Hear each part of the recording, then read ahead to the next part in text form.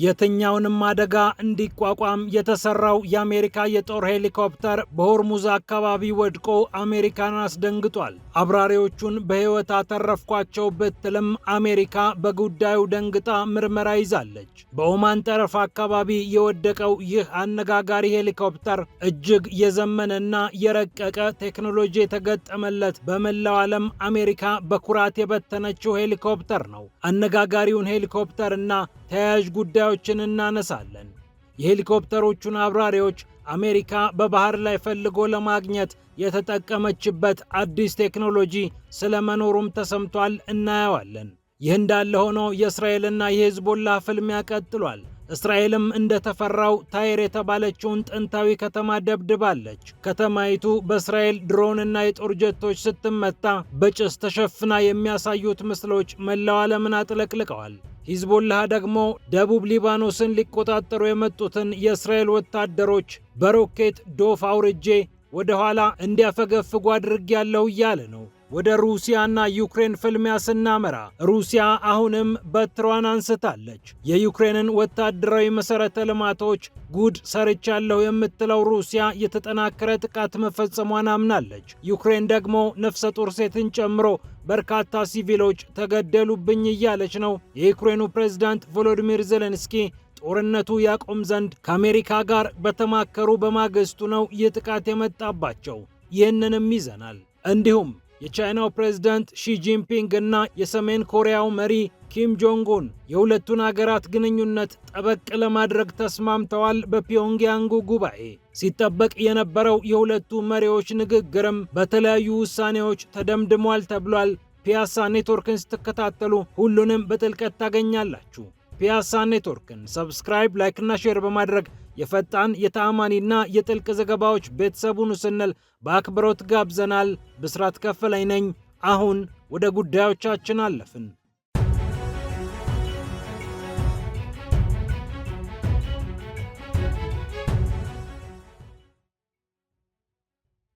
አሜሪካ በሆርሙዝ ሄሊኮፕተር ወድቆባት ምርመራ ጀምራለች።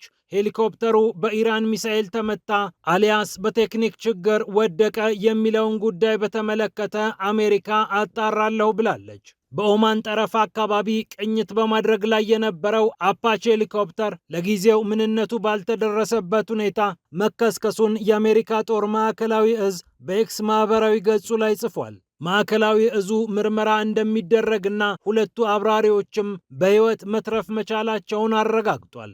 MHQ-9 ሪፐር ድሮኖቿን ለጉድ ያጣችው F-15E ኢግል የጦር ጀቶቿን በኢራን የተነጠቀችው አሜሪካ ወዳጆቿም በስህተት የጦር አውሮፕላኖቿን ያሳጧት ዩናይትድ ስቴትስ አሁን ደግሞ ሄሊኮፕተሯን አጥታለች። ማንም አልተጎዳም፣ ሁሉም ሰላም ነው፣ በተረጋጋ ሁኔታ ተመልሰዋል ተብለዋል አብራሪዎቹ።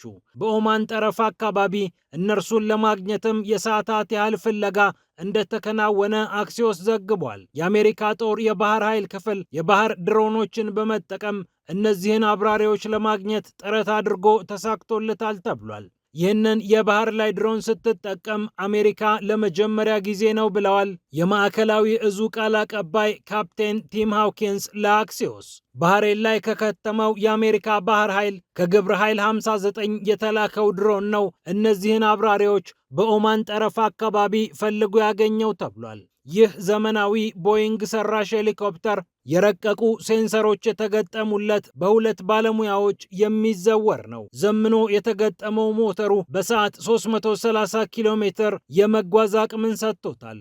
ሄልፋየር ሚሳይሎችን ጨምሮ የተለያዩ ዙር የሚተኩሱ በርካታ የጦር መሳሪያዎችም ተገጥመውለታል። አንዱ እስከ $52 ሚሊዮን አካባቢ እንደሚደርስ መረጃዎች ይጠቁማሉ።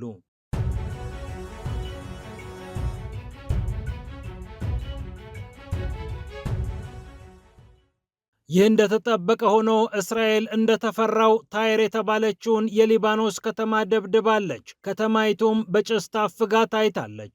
ይህች ሱኒ ሙስሊሙን ከሺያ ሙስሊሙ አግባብታ ከክርስቲያኖች ጋር አከባብራ ታኖር የነበረችው ታይር የተባለች ከዘመነ ሮማ ጀምሮ በርካቶች የኖሩባት ጥንታዊት ከተማ በእስራኤል የአየር ጥቃት እንደሚደርስባት ተነግሮ ነበር። ወንዝ ተሻግራችሁ ሂዱ የተባሉት የከተማዋ ዜጎችም ይህንን ማስጠንቀቂያ ከእስራኤል አፍ ሰምተዋል። እስራኤል በርካታ ሕንፃዎችን ያወደመችበትን ጥቃት ነው የፈጸመችው ይላል የቢቢሲ ዘገባ። በሊታኒ ወንዝ በስተደቡብ በኩል የምትገኘው ታይር ከተማ በርካታ ነዋሪዎችን በማቀፍ ትታወቃለች። የተባበሩት መንግስታት ድርጅት የፍልስጤም ስደተኞች ካምፖችንም ታስተናግዳለች። በርካታ ቅርሶች የሚገኙባት ታይር ከተማ በእስራኤል ጥቃት እጅ መውደቋ ብዙዎችን ከወዲሁ አሳስቧል። ይህ እንደተጠበቀ ሆኖ ሂዝቦላህም ወደ እስራኤል ጦር ተኩሻለሁ ብሏል። በደቡብ ሊባኖስ ሊገሰግስ አስቦ የነበረውን የእስራኤልን ጦር ተኩሼበታለሁ ብሏል።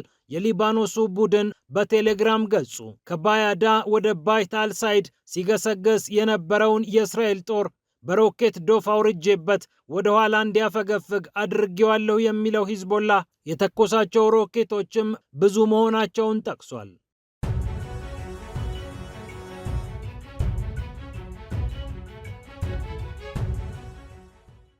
በሌላ በኩል ወደ ሩሲያና ዩክሬን ፍልሚያ ስናመራ ዩክሬን ከ5 በላይ ዜጎቼ ተገድለውብኛል፣ ከነዚህ ውስጥ ነፍሰ ጡር ትገኝበታለች ብላለች። ከአሜሪካው ፕሬዝዳንት ዶናልድ ትራምፕ ልዩ ልዑኮችና ከአውሮፓ መሪዎች ጋር መልካም የሆነ ግንኙነት አድርጌያለሁ ያሉት ዜሌንስኪ በማግስቱ መጠነ ሰፊ የሩሲያ ጥቃት ጠብቋቸዋል። ለንደን ተጉዘው ከኔቶ ዋና ዋና መሪዎች ዋስትና ቢያገኙም በሩሲያ ሚሳኤል ከመመታት ግን አልዳኑም። ከካርኪቭ እስከ ዶኔስክ የዘለቀው የሩሲያ ጥቃት በርካቶችን የገደለ እንደሆነ ዩክሬን እያሳወቀች ትገኛለች። ሩሲያ በበኩሏ ወታደራዊና የኃይል መሰረተ ልማቶችን አውድሜያለሁ ብላለች። በርካታ የጦር ክፍሎቿም በምድርና በሰማይ በተቀናጀ መልኩ ጥቃት እንደፈጸሙ አረጋግጣለች። የዩክሬኑ ፕሬዝዳንት ቮሎዲሚር ዜሌንስኪ ከአሜሪካው ፕሬዝዳንት ዶናልድ ትራምፕ ልዩ ልዑክ ከሆኑት ስቲቭ ዊትኮፍ እና ጃሬድ ኩሽነር ጋር ማውራታቸውን በገለጹ በነጋታው ነው ይህ ጥቃት የመጣው። ሁለቱ ልዩ ልዑኮች የዩክሬኑ ጦርነት ያበቃ ዘንድ በአውሮፓ ሰላም ይሰፍን ዘንድ ፍላጎታቸውን አሳይተውኛል። በጣም ደስ ብሎኛል። ስለ ዝግጁነታቸውና ስለ ቁርጠኝነታቸው ላመሰግናቸው እወዳለሁ ብለዋል። ዜሌንስኪ ለፑቲን ደብዳቤ በቀጥታ በመጻፍ አሜሪካ በኢራን ጉዳይ ተጠምዳለችና እኛው እንታረቅ ቢሉም ከፑቲን ለጊዜው ጆሮ አልተሰጣቸውም። ይህን ተከትሎ ወደ ለንደን ሄደው ከአውሮፓ መሪዎች ጋር መክረዋል። ከለንደን ወደ ሀገራቸው እየተመለሱበት በነበረው አጋጣሚ ደግሞ ከአሜሪካው ፕሬዝዳንት ልዩ ልዑኮች ጋር አውርተዋል። የፈረንሳዩ ፕሬዝዳንት ኢማኑኤል ማክሮን በርካቶች አደባባይ ወጥተው ይውረዱልን ያሏቸው የጀርመኑ ቻንስለር ፍሬድሪክ ሜርዝ እና የብሪታንያው ጠቅላይ ሚኒስትር ሰር ኪር ስታርመር በውይይቱ ላይ ለዩክሬን አስተማማኝ ድጋፋችንን አጠናክረን እንቀጥላለን ማለታቸው የሚታወቅ ነው። በቡድን 7 አባል ሀገራት ስብሰባ ላይ ዩክሬን ትልቅ አጀንዳ እንደምትሆንም ይጠበቃል። ዜሌንስኪም ወደ ፈረንሳይ አቀናለሁ ብለዋል። በቡድን 7 አባል ሀገራት ስብሰባና በኔቶ ጉባኤዎች ላይ ዩክሬን አሁንም ቅድሚያ ተሰጥቷት በእርሷ ዙሪያ እንደሚወራ ነው የተነገረው።